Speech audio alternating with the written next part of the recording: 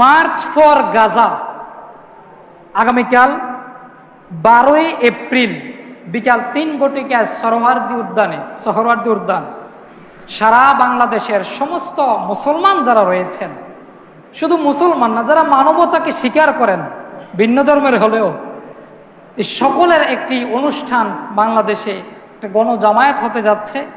March for Gaza Suhrawardy উদ্যানের মধ্যে বিকাল 3 ঘটিকায় সেখানে সারা দেশ থেকে লোকেরা যে একত্রিত হবে, সেখানে বাইতুল মোকাররমের খতিব সাহেব সহ গোটা বাংলাদেশের সর্বোচ্চ পর্যায়ের সেলিব্রিটি সহ বিভিন্ন মতাদর্শের ব্যক্তিত্ব সহ সকল গণনার রাজনৈতিক ব্যক্তিত্ব সহ সকল উপস্থিত হবেন।